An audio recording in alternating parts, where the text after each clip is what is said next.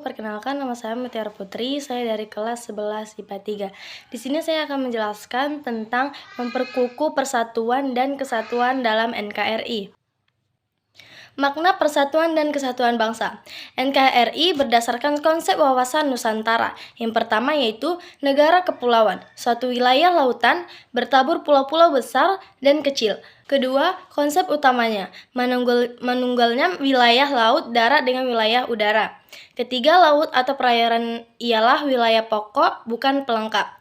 Keempat, laut ialah bagian yang tidak terpisahkan dari daratan, bukan pemisah daratan dan pulau yang satu dengan yang lainnya. Perwujudan Kepulauan Nusantara sebagai satu kesatuan politik. Yang pertama, keutuhan wilayah nasional dengan segala isi dan kekayaannya merupakan satu kesatuan wilayah, wadah, ruang hidup, dan kesatuan mitra seluruh bangsa menjadi modal dan milik bersama bangsa. Kedua, bangsa Indonesia terdiri dari berbagai suku, bahasa, daerah, memeluk berbagai agama, dan kepercayaan terhadap Tuhan Yang Maha Esa.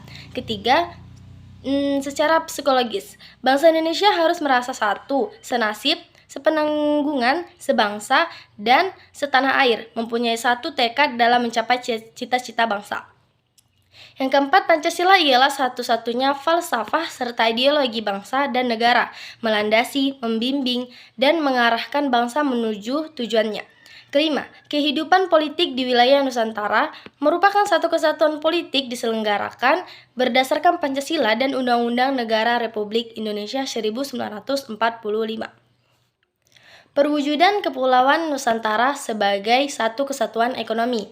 Yang pertama, kekayaan wilayah Nusantara baik potensial dan efektif ialah modal dan milik bersama bangsa. Keperluan hidup sehari-hari harus tersedia merata di seluruh wilayah tanah air. Kedua, tingkat perkembangan ekonomi mesti serasi dan seimbang di seluruh daerah tanpa meninggalkan ciri-ciri khas daerah dalam mengembangkan ekonominya.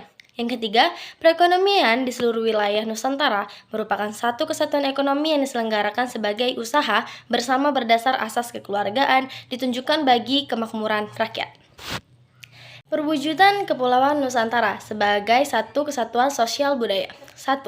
Masyarakat Indonesia ialah satu perkehidupan, bangsa merupakan kehidupan yang serasi dengan tingkat kemajuan masyarakat. Kedua, budaya Indonesia pada hakikatnya adalah satu.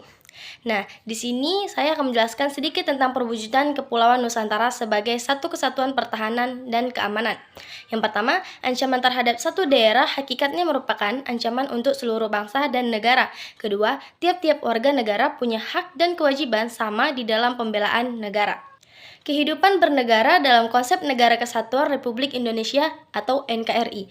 Yang pertama, konsep NKRI menurut Undang-Undang Dasar Negara Republik Indonesia tahun 1945, warga negara yang baik harus memahami pengertian atau makna negara Indonesia, yaitu makna semakin mempertegas identitas negara Indonesia. Yang kedua, keunggulan Negara Kesatuan Republik Indonesia.